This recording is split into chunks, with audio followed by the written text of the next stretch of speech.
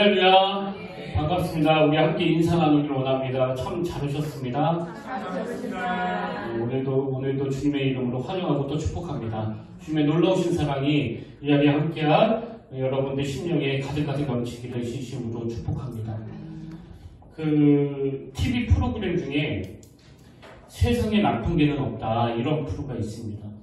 아시는 분도 계시지만 이 프로는 이제 이런저런 문제를 일으키는 그 강아지들. 그래서 어떨 때 보면 막 주인을 물기도 하고, 또 집에 오는 손님을 막 물어가지고 또 다치기도 하고, 그리고 또 그 격리불안이라고 주인이 아침에 출근하고 나면 막 견딜 수 없어가지고 온 집안에 있는 물건을 다 뜯어놓고 어지럽히는 이런 문제를 일으키는 개들을 이제 전문가가 찾아가서 그 개의 행동을 교정해주는 그런 프로그램인데요.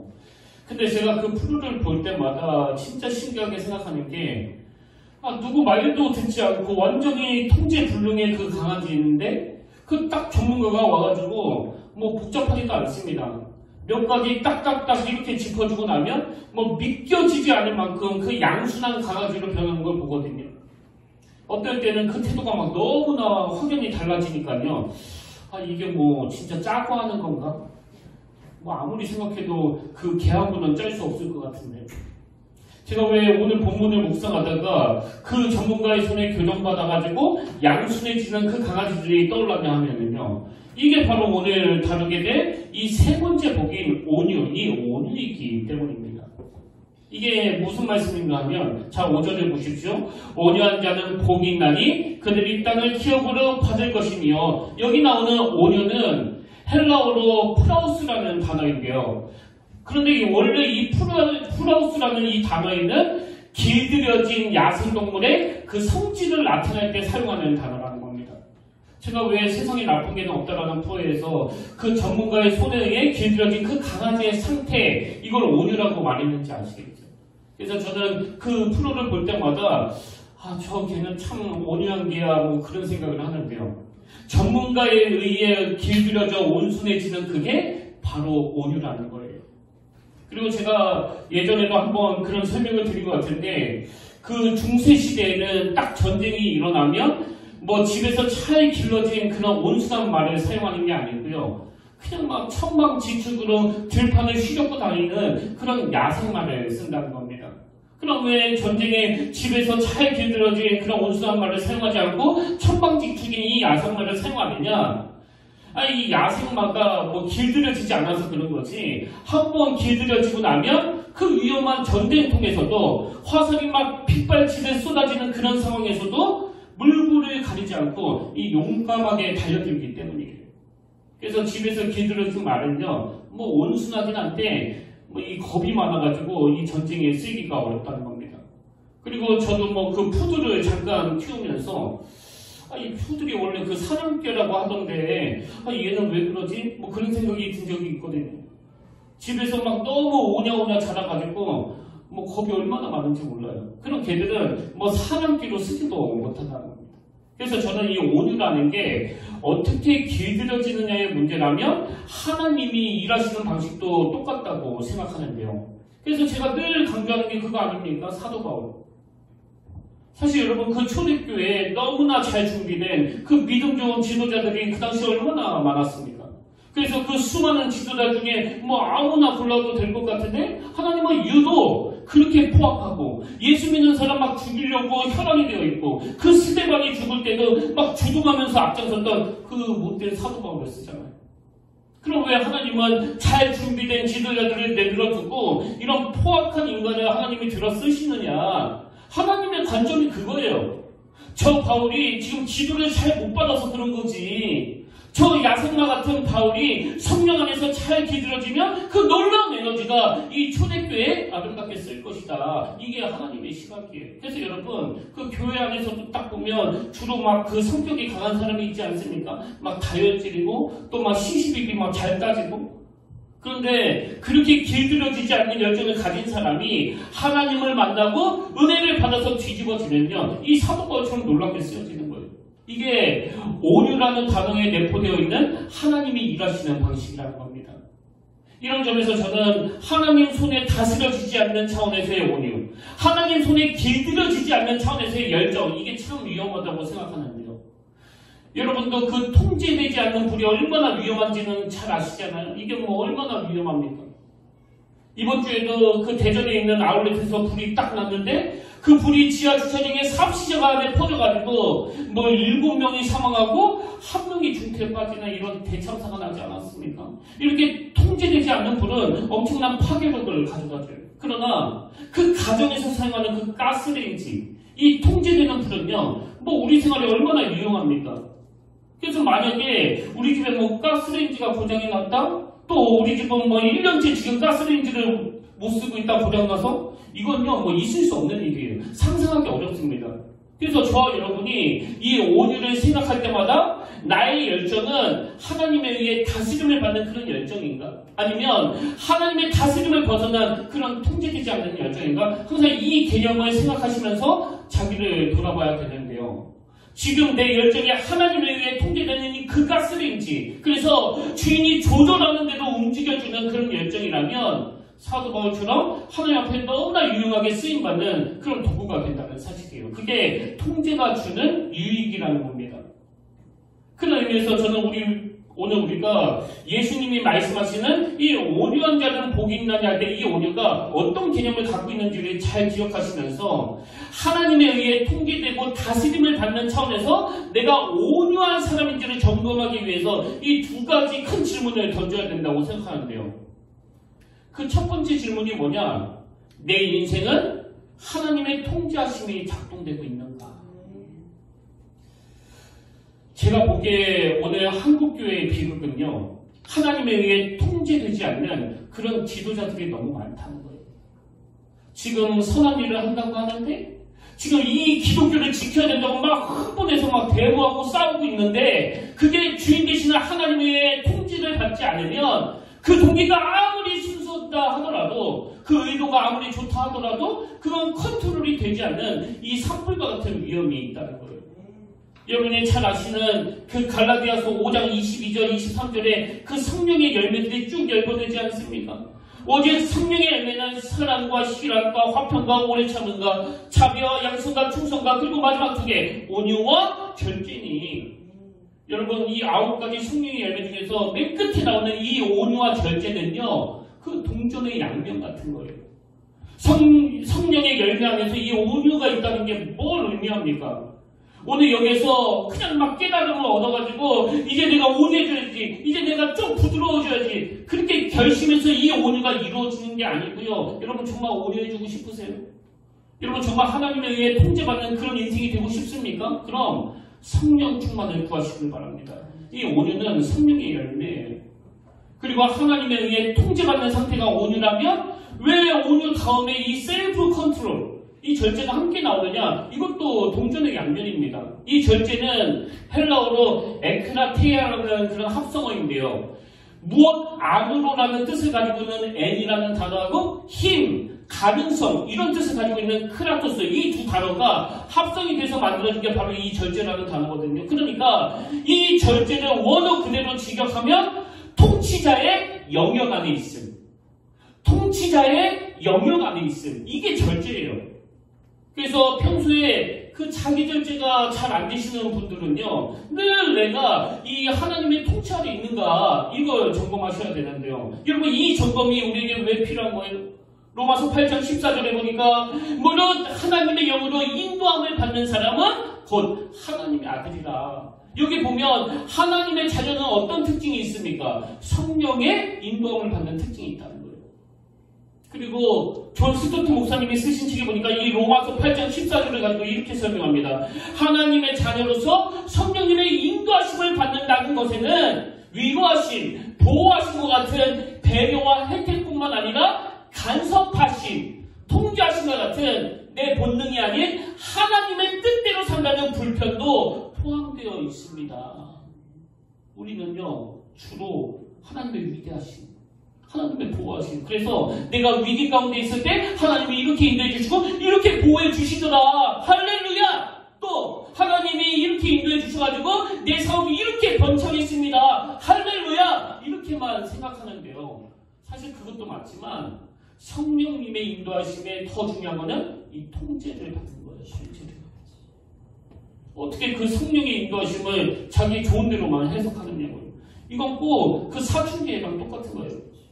여러분 그 부모의 인도하심을 받는다는 게 뭐예요? 뭐 용돈을 주고 또 옷도 사주고 또 학교도 보내주고 그것도 인도하심의 특징이지만 그것보다 더 중요한 건 부모로부터 통제를 받는 거예요. 그래서 부모가 너 10시 이후에는 통행 금지다 그렇게 통제를 할 때 왜 그래야만 되는데요? 제 친구들은 다 늦게 들어가는데요? 그렇게 물으면 안 돼요. 그건 부모가 정하는 거예요. 부모의 인도하심을 받는다는 건 부모로부터 살기 위해 여러 가지 필요한 것들을 제공받을 뿐만 아니라 내가 미성년자인 걸 인정하고 나는 아직 사회분별이 어려운 그런 어린애라는 사실을 인식하면서 그 부모의 통제를 받는 거예요. 부모의 통제를. 하나님의 인도하심도 마찬가지예요. 하나님의 인도하심에는 그분의 위로하심, 그분의 보호하심 이런 놀라운 혜택도 있지만요. 그 인도하심의 전제가 뭐예요? 바로 순종이에요. 순종. 아무리 인도하면 뭐합니까? 불순종해버린다면. 그렇기 때문에 하나님의 인도하심의 전제는 이 간섭하심에 대한 순종, 이 통제하심에 대한 순종. 이런 의미에서 저는 하나님이요 제 인생에 진짜로 그 잔소리꾼이 되기를 원합니다. 이건 진심이에요. 뭐 다른 사람들한테는 어떻게 하시는지 모르겠지만 하나님이 저에게는 정말 그 시어머니처럼 막 잔소리꾼이. 혹시 여기 시어머니 안 계시죠?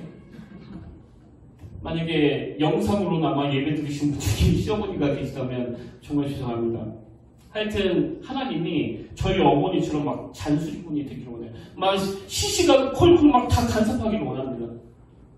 제가 혼자서 하나님과 깊이 교제하는 시간을 많이 갖는 것도 그 잔소리를 들으려는 저의 몸부림 아니겠습니까?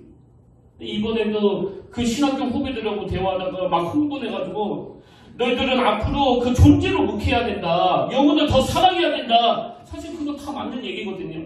근데 제가 간혹 가다가 그 후배들과 대화하면서 막 흥분해가지고 무리하게 기분 나쁘게 막 들이퍼 부을 때가 있는데 그때는요 사실 저도 잘 인식을 못해요. 집에 가면서 그냥 내가 그 후배들에게 좋은 얘기했다고 막 그렇게 생각하지. 또 그 신학교 후배들은 다 착해가지고 목사님 오늘 말씀 너무 감사하다고 그렇게 반응하니까 저는 진짜 제가 잘한 줄 알았거든요. 근데 그 다음날 여기 단상에 앉아서 하나님 앞에 단독자로 나가면 하나님이 저에게 그 필름을 보여주세요. 필름을. 그리고 그걸 꽂아주시는 거예요. 네가 선배라고 네가 나이 몇 살 더 많이 먹었다고 그 후배들한테 그런 식으로 무리하게 말해도 되는 거냐. 그런 지적을 받고 제가 사과한 적이 뭐 여러 번 있습니다. 그 다음에 만나서 그때는 내가 정말 미안했다고 내가 너무 흥분해서 그렇게 얘기했다고 용서해달라고. 그리고 요즘에는 제가 그 사과할 짓을 별로 안 하는 것 같아요. 왜? 계속 잔소리를 들으니까 계속 간섭을 받으니까 제가 조심하게 되더라고요. 그래서 제가 그 후배들 앞에서 점점 고개를 숙이고 예의를 갖추게 되는 건 저에게 잔소리꾼이 계셔서 그래요. 잔소리꾼이. 여러분 그 큐티가 뭐예요? 큐티는요 잔소리 듣는 시간이에요. 그냥 뭐 오늘의 운세처럼 큐티한다고 성경 쫙 펴가지고 오늘도 잘 될 것이니라 아멘 이런 게 큐티가 아닙니다. 큐티는 잔소리 듣는 시간이에요. 여러분 정말 오해해주고 싶으세요? 그럼 하나님의 통제 아래에서 그분의 통제를 받으셔야 돼요.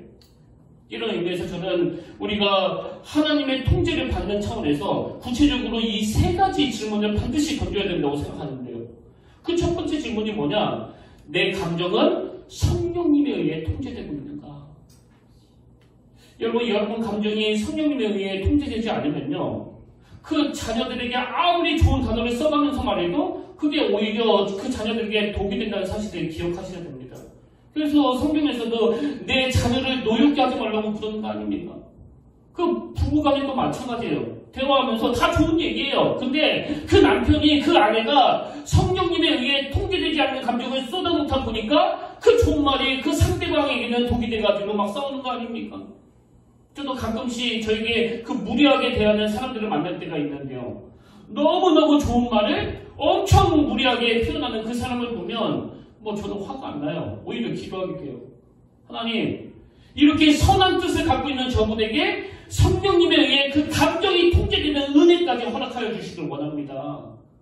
감정이 통제가 안 되면 아무리 진리의 말씀을 거기에 붙여놔도 독이 흘러나오는 거예요. 그래서 저 자신도요 가끔씩 제 인격을 모독하는 사람 만나면 이렇게 기도해요. 하나님 제가 여기에 맞상대하지 않기를 원합니다. 제가 여기에 감정적으로 돼가지고 독과 독이 흘러나오면 사단이 기뻐 춤춘다는 걸 제가 알기 때문에 저는 어떤 경우라도 맞상대하지 않기를 원합니다. 그리고 오히려 세상적으로 보면 제가 더 비굴하기를 원해요. 저보다 나이가 어리면 어릴수록 아주 비굴하게 대하기를 원합니다. 근데 사실 그건 비굴한 게 아니고요. 내 감정이 하나님 앞에 통제되기를 원하는 제 마음의 표현이에요. 그런 의미에서 여러분의 감정은 지금 성령님에 의해 통제되고 있습니까? 그런가 하면 두 번째로 물으셔야 되는 게 있는데요. 내 입술에서 나오는 이 언어가, 이 말이 성령님에 의해 통제되고 있는가? 그 길들여지지 않는 야생마처럼 우리 입술은요, 이 언어 자체가 야생마예요. 이 언어 자체가. 그래서 누가 저보고 이 죄성을 가진 인간의 가장 컨트롤 안 되는, 가장 통제가 안 되는 야생마 하나를 대라 그러면 저는 입술을 대겠습니다. 여러분 알잖아요. 내 의지랑 상관없이 막 나오는 거예요. 뭐 부부싸움 하면서 많이 경험하실 텐데요. 저만 경험합니까? 막 들이퍼 부으면서도 제 머릿속에는 내가 오늘 왜 그러지? 오늘 내가 왜 그러지? 그러면서 통제가 안 되는 게 바로 말이에요. 근데 성령님에 의해 가장 통제가 돼야 되고 가장 길들여져야 되는 게 바로 이 언어라는 사실이에요. 이런 의미에서 저는 우리 평택교회가 비교적 온유한 교회라고 자부하거든요. 근데 이 온유가 앞으로도 우리 교회에 계속 흘러가기 위해서는요, 저와 여러분이 이 구호를 잊으시면 안 됩니다. 내가 하는 말이 하나님의 뜻을 담고 있는 좋은 말이라면 그 좋은 말이 하나님의 뜻을 담고 있는 좋은 그릇에 담아야 한다. 저는 이게 우리 교회의 구호가 되기를 원합니다. 좋은 말이냐? 그럼 좋은 그릇에 담아서 해라. 뭐 지금까지는 어떤 성도님도 저에게 무리하게 말씀하신 분은 없지만 꼭 제가 아니더라고요. 누가 그 이야기를 하더라도 그 말이 좋은 그릇에 담겨져야 한다는 거예요. 통제되지 않는 입술로 하는 말은 아무리 좋은 말이라고 하더라도 그건 하나님의 말이 아닙니다. 하나님의 말은, 하나님의 언어는, 하나님의 뜻을 담고 있는 언어는 하나님의 아름다운 그릇에 담겨져서 나오는 말인 줄로 믿으시길 바랍니다. 이게 통제받는 입술이에요. 그래서 저는 종종 이 찬양이요. 나의 입술의 모든 말과 나의 마음의 묵상이 주께 연락되기를 원하네. 여기 연락되기를 원하네 그랬는데요. 이 연락이 뭐예요? 제가 사전에 보니까 기쁘게 여기고 받아들임. 이게 연락이래요. 헌금만이 연락이 아니에요. 나의 입술의 모든 말과 나의 마음의 묵상이 주께 연락되기를 원하네. 여러분 입술에서 나오는 말이 주님께 연락. 주님께서 네 말이 나에게는 너무 기쁨이 된다. 저는 오늘 이 예배가 헌금보다 더 소중한 여러분의 입술이 하나님 앞에 드려지는, 연락되어지는 산재물이 되기를 원합니다. 그러려면 우리 입술이 성령님에 의해 통제를 받아야 돼요. 그냥 막 내키는 대로 하는 말이 그게 다 말이 아니에요. 그래서 저는 종종 그 어렸을 때 뭐 요즘도 그렇지만요. 하셨던 말씀 중에 이게 뭐 말이요 막걸리요 저는 이게 참 진리라고 생각하는데요. 여러분 그 믿는 사람 입에서 그 막걸리가 나오면 안 되잖아요. 술도 마시지 말라고 그랬는데 그 입에서 술이 나오면 어떡하냐고. 오늘 가정 안에서 내가 가장 사랑하는 아내, 가장 사랑하는 남편, 가장 사랑하는 부모님, 특히 우리 자녀들 앞에서 저와 여러분이 내뱉는 말이 하나님의 아름다운 그릇에 담긴 말이 되기를 바랍니다. 성령님에 의해 통제가 되는 그 언어를 가지고 다가가는 그게 바로 온유예요.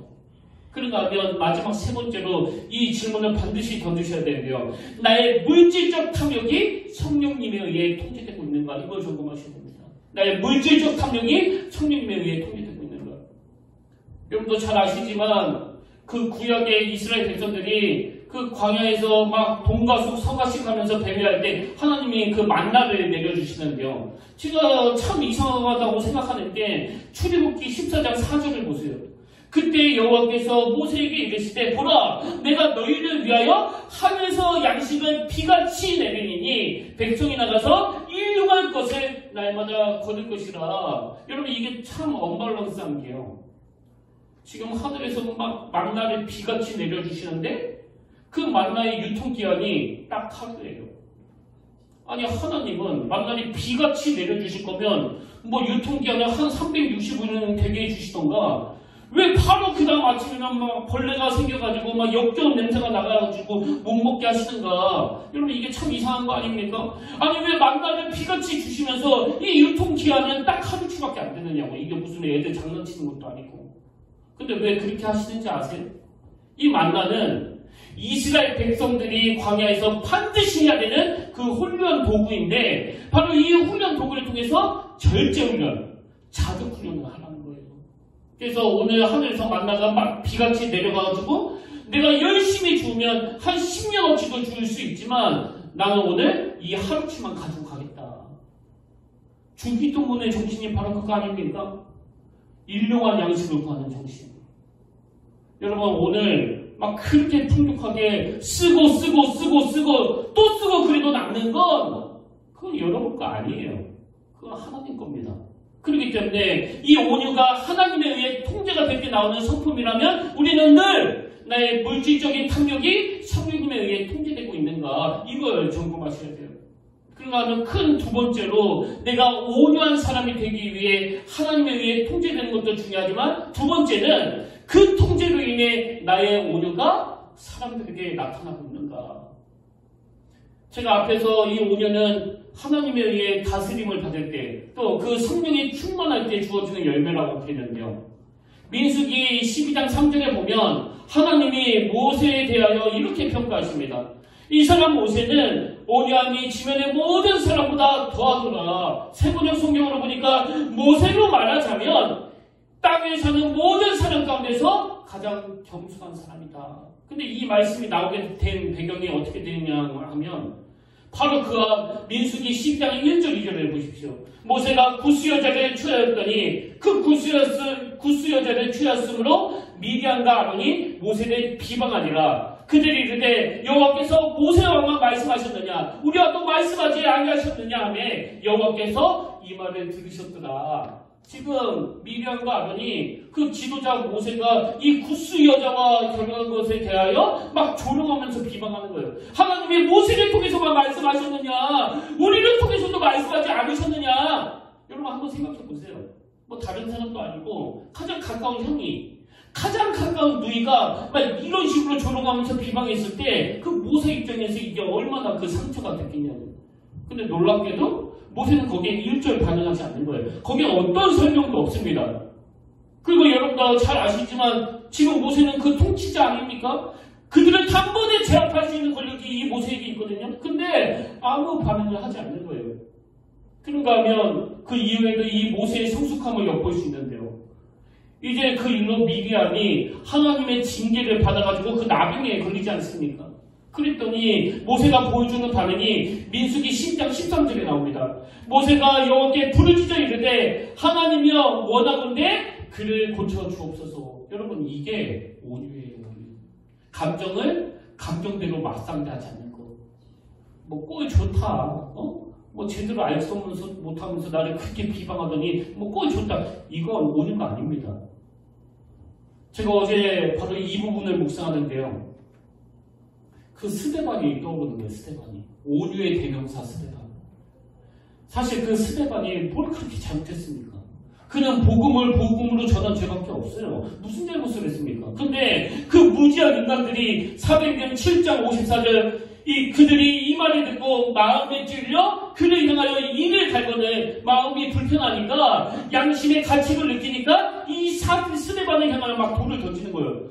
근데 그렇게 돌에 맞아 억울하게 죽어가는 이 스데반이 자기를 죽이려는 그 원수들을 향하여 어떤 모습을 보여줍니까? 사도행전 7장 59절 그들이 돌로 스데반을 치니 스데반이 부르짖어 이르되 주 예수여 내 영혼을 받으시옵소서. 그 다음 60절 무릎을 꿇고 크게 불러 이르되 주여 이 죄를 그들에게 돌리지 마옵소서. 여러분 이게 온유예요. 오늘 우리가 하나님 앞에서 이 온유가 있는지를 점검하고 또 이 온유는 결단에서 얻어지는 게 아니라 성령의 열매라는 것을 기억하면서 내가 성령님에 의해 통제받기로 결심하고 결단하는 그런 예배가 되기를 원합니다. 여러분 성령님 아니고는 이런 온유가 우리 안에는 없습니다. 제가 모세 이야기를 금방 드렸지만요.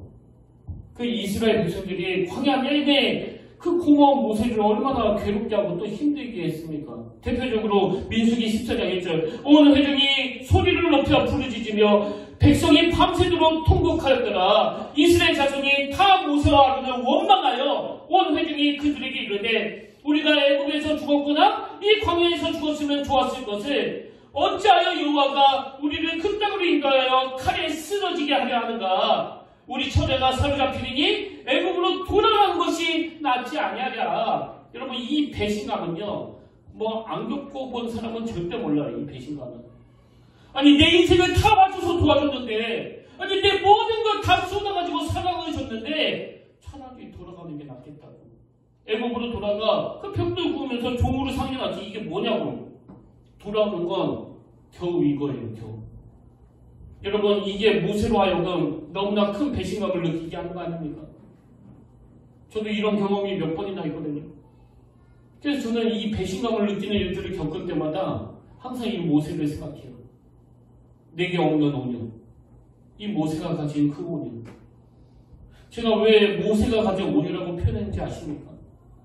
이렇게 광야 생활 내내 껄핏하면 원망하고 껄핏하면 불평하고 껄핏하면 그 치가 떨리는 배신감을 느끼게 되는 이스라엘 백성들이 이제 그 출애굽기 32장에서 그만 우상을 섬기다가 하나님의 진노를 사서 너무나 큰 위기를 만나게 되는데요. 그때 그 백성을 향한 이 모세의 중보 기도를 한번 들어보세요. 출애굽기 32장 31절 모세가 여호와께로 다시 나아가 여쭤오되 슬프도소이다. 이 백성이 자기들을 위하여 금신을 만들어 싸우니 큰 죄를 범하였나이다. 그러나 이제 그들의 죄를 사하시옵소서.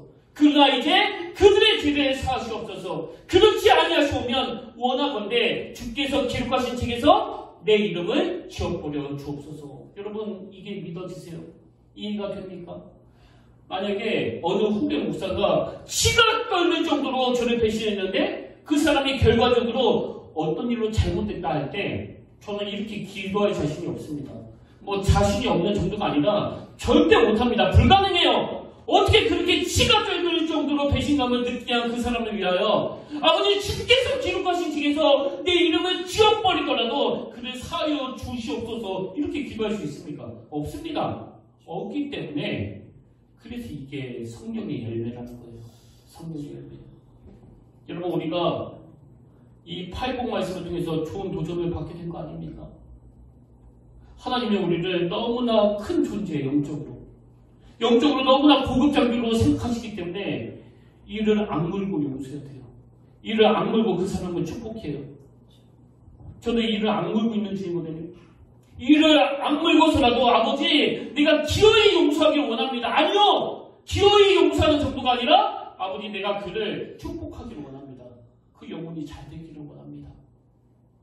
원래 내 성격하고는 이게 하나도 안 맞는 그런 어색한 행동이지만 그리고 이게 저에게 함부로 막 폄하하는 그 사람에게 내가 언제든지 물리적으로 반박할 수 있지만 이를 악물고 고마운 말씀 잘 들었다고 곰곰이 살피면서 내가 잘 반성하겠다고 말하는 건 원래 오리지널 내 성격하고는 너무나 안 맞는 어떻게 보면 위선 같아요. 위선 맞아요. 위선 맞습니다. 그건 내 성격 아니에요. 그러나 그러기를 원하는 거예요. 그러기를. 하나님 이 모세가 가졌던 그 아름다운 온유.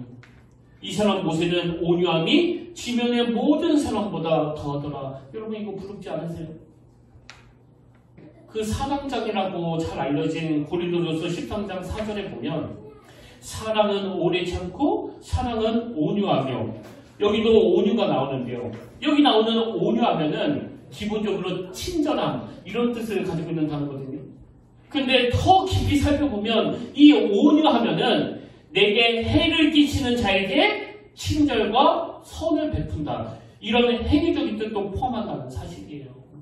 그러니까 여러분에게 해를 끼치는 그 자에게 친절을 베풀 수 있는 이게 바로 고린도전서 13장에서 말하는 사랑이에요.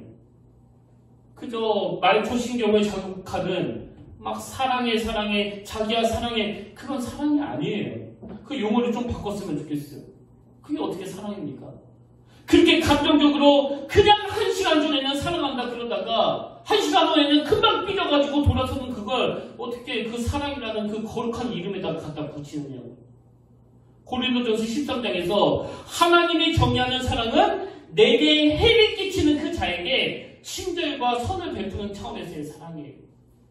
그런가 하면 저는 우리가 이 5절에서 너무나 중요한 메시지 하나를 더 얻어야 된다고 생각하는데요. 자, 5절을 다시 보십시오. 온유한 자는 복이 있나니 그들이 땅을 기업으로 받을 것이며, 이렇게 주님이 말씀하시는 온유, 이 온유한 자가 행복한 자이고 바로 복 있는 자인데, 그거 왜 그러냐? 땅을 기업으로 받는다는 겁니다. 그럼 여기서 땅을 기업으로 받는다는 게 무슨 의미냐? 뭐 여러 종류의 해석이 있는데요. 그 고신대 변준길 교수님이 쓴 산상본이라는 책에서 이 부분을 참 간략하게 잘 설명했더라고요.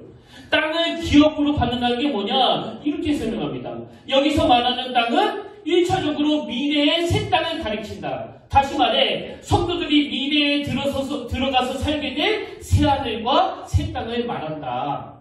제가 지난 시간에 말씀드리지 않았습니까? 첫 번째 복하고 마지막 8번째 복만 현재 시제고, 두 번째 복부터 7번째 복까지가 그 미래 시제라고. 베드로후서 3장 12절 13절 하나님의 날이 임하기를 바라보고 간절히 사모하라. 그날에 하늘이 불에 타서 풀어지고 물질이 뜨거운 물에 녹아지려니와 우리는 그의 약속대로 의가 있는 곳인 새하늘과 새 땅을 바라보도다. 오늘 본문 마태복음 5장에서 예수님이 말씀하시는 이 땅이 여기서 말하는 이 새하늘과 새 땅이에요. 그 현대인의 성경으로 보면 이 땅의 성격이 너무 선명하게 기록되어 있는데요. 자, 보십시오. 그러나 우리는 하나님의 약속대로, 그 다음 보세요. 정의만이 있는 새하늘과 새 땅이에요. 정의만이 있는 새하늘과 새 땅. 여러분, 온유한 자에게 어떤 복이 있습니까? 온유한 자가 누리는 복이 뭐예요? 온유한 자가 복이 있나니 그들이 땅을 기업으로 받을 거라는데, 그 땅은 어떤 땅이에요? 장차 주님이 이 땅에 재림하실 때 정의가 살아있는 그 땅, 불의가 절대 자리 잡지 못하는 정의만이 있는 그 새하늘과 새 땅, 그 땅을 하나님이 주실 것이기 때문에 그런 자들이 이 땅에서는 맨날 손해보는 것 같고 맨날 말 한마디도 못하고 막 삼키고 맨날 억울하지만, 그럼에도 불구하고 그 온유한 자들이 정신적으로 건강할 수 있는 이유가 뭐냐면 그들에게는요, 이 소망이 있거든요. 장차 오실 주님이 다스리는 이 새하늘과 새 땅은, 그리고 우리에게 주실 이 새하늘과 새 땅은 공의가 살아있고 정의가 강물처럼 부어지는 그 땅이기 때문에 주님, 내가 그 땅을 사모합니다. 여러 번 말씀드렸지만 그 본 회퍼가 그냥 미국에서 살면 아무 문제가 없는데 굳이 나치의 소굴이 된 자기 조국으로 돌아와서 그 39살 그 젊은 나이에 비참하게 목숨을 잃는데요. 그게 어떻게 가능했냐? 디트리 보네포 목상 52 여기에 보면은요, 온유한 자가 땅을 차지한다, 이런 소제목이 있는데 이걸 읽어드리고 오늘 말씀을 마무리하길 원합니다. 보네포의 말을 잘 들어보세요. 땅은 이처럼 권리와 힘이 없는 사람들에게 속합니다. 지금 폭력과 불법으로 땅을 차지한 자들은 땅을 잃어버릴 것입니다. 그러나 이 세상에서 땅을 포기한 자들, 십자가에 이르기까지 온유한 자들은 새로운 땅을 지배할 것입니다. 여기서 우리는 세상 안에서 일어날 형벌의 정의를 생각할 필요는 없습니다. 그래서 칼빈은 이렇게 말했습니다. 하늘나라가 내려오면 땅의 모습은 새로워질 것이며 그 땅은 예수님의 공동체의 땅이 될 것이다. 또 이런 대목도 있습니다. 들어보세요. 하나님은 땅을 버리지 아니하십니다. 하나님은 땅을 창조하셨습니다. 하나님은 자신의 아들을 이 땅에 보내셨습니다. 하나님은 이 땅에 자신의 교회를 세우셨습니다. 이처럼 이미 이 시대에 제천돌이 세워졌습니다. 하나의 표지가 세워졌습니다. 이미 이곳에서 힘없는 자들에게 한 조각의 땅이 주어졌습니다. 그들은 십자가에 이르기까지 박해를 당하는 가운데서도 교회와 공동체와 보물과 자매들과 형제들을 가지고 있습니다. 그렇지만 골고다도 한 조각의 땅입니다. 가장 온유한 자가 죽었던 그 골고다로부터 이 땅은 새로워질 것입니다. 하나님의 나라가 올 때 온유한 자들이 이 땅을 차지하게 될 것입니다. 여러분, 그 나치의 끔찍한 박해로 그 젊은 나이에 인생을 끝낼 수밖에 없었던 이 본해퍼를 지금 우리 모두가 다 흠모하고 그의 삶을, 그의 죽음을 부러워하는 것은 이 새하늘과 새 땅에 대해 꿈꾸게 한, 이 새하늘과 새 땅에 대해 소망을 품게 한 그의 온유함 때문이에요. 비록 지금 저와 여러분이 사는 이 땅은 이 본해퍼가 살았던 그 시대처럼 그 박해와 핍박이 많은 것은 아니지만, 그러나 어디에 있든지 우리가 하나님의 약속대로 죽는 그날까지 정의만이 있는 그 새하늘과 새 땅, 이곳을 사모하면서 여유롭게 내게 아픔을 주고 내게 상처를 주고 또 나를 모독하는 수많은 사람들에 대하여 모세와 같이 그 관용을 베풀면서 그들을 사랑으로 품고 또 용납하는 그런 믿음의 사람들, 그런 복된 사람들이 되시기를 주님 이름으로 간절히 축원합니다. 이제 오늘 이런 갈급한 우리가 소원을 가지고 또 질문을 받았는데요. 하나님 앞에 그래서 우리가 더 겸손한 마음으로 나아가야 되는데, 우리 오래간만에 이 찬양 함께 불러보기를 원합니다. 나의 가장 낮은 마음 주님께서 기뻐하시고, 그 다음 보세요. 작은 일의 큰 기쁨을 느끼게 하시는도다.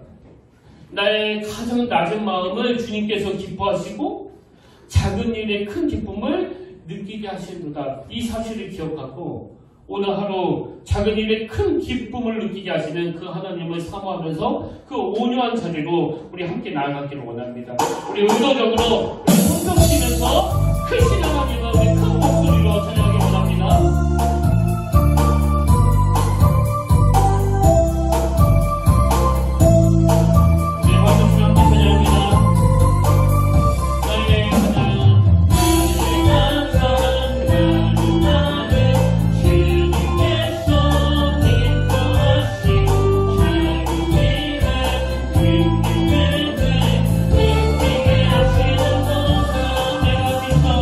We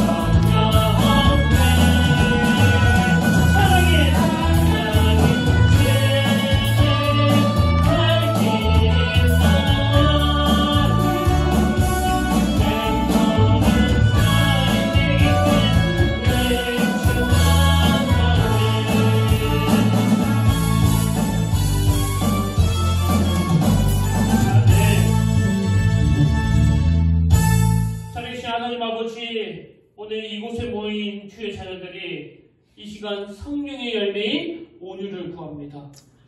우리 삶 속에서 깨어진 모든 관계가 하나님의 이 온유로 말미암아 화평을 누리고 하나님의 이 온유로 말미암아 용서가 하나됨이 회복되기를 원합니다.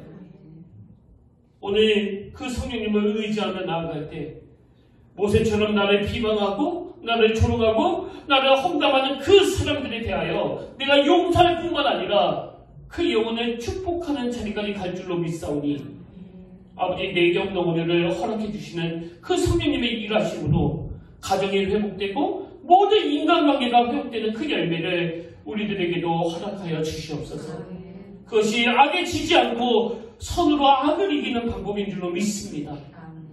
이번 한 주 내내 내 감정이, 내 언어가, 내 물질적 탐욕이 성령님에 의해 통제되고 있는가를 점검하며 이 영적 전쟁에서 하나님의 보호하심과 하나님의 통제하심을 동시에 사모하는 이 영적인 민감함과 예민함을 지닌 하나님 나라의 백성이 되게 하여 주시옵소서. 아버지, 우리에게 주신 그 땅을 사모합니다. 정의만이 있는 그 새하늘과 새 땅을 우리가 바라봅니다. 우리가 그곳에 우리의 소망을 두게 하시고 무엇보다도 우리에게 눈에 자리 잡힌 이 온유로 말미암아 나에게 해를 끼치는 그 사람에게 친절을 베풀 수 있는 그 자리까지 가도록 붙들어 주시고 인도하여 주시옵소서. 그 능력에 주님을 의지하며 기대하며 이 모든 말씀 사랑이 많으신 예수의 이름으로 기도드립니다. 아멘. 이제 우리 다 자리에서 일어나셔서 파송 찬양으로 팔복의 주제 찬양입니다. 심령이 가난한 자녀. 오늘 말씀을 기억하시면서 또 주님 우리에게 얘기하신 그 팔복을 사모하시면서 함께 이 찬양으로 주님 앞에 나가기를 원합니다.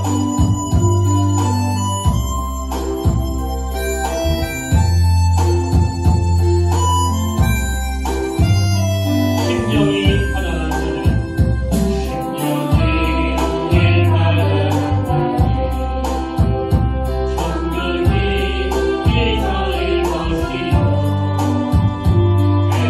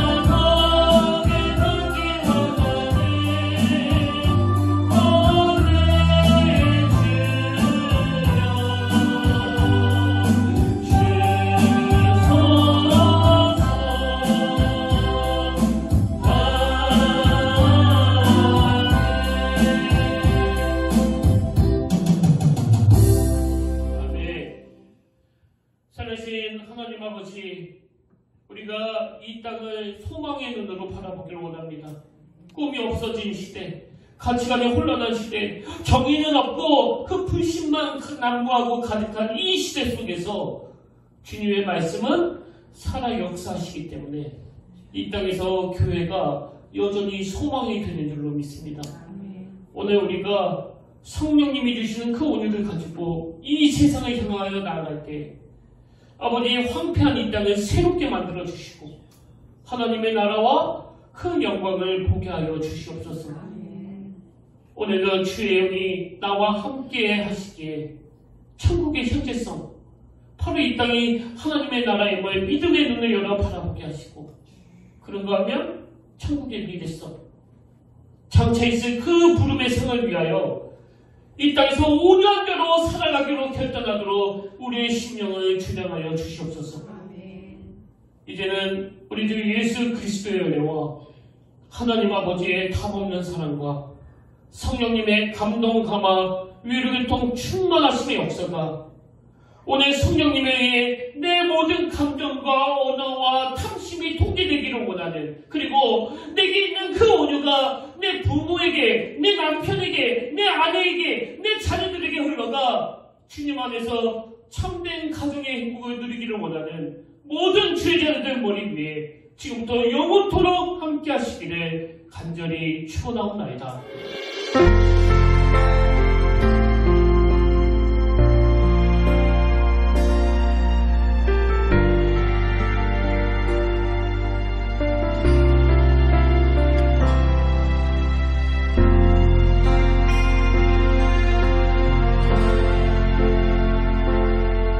지금 서 있는 이곳에서 높임을 받으소서. 내가 밟는 땅 주님의 땅이니 하늘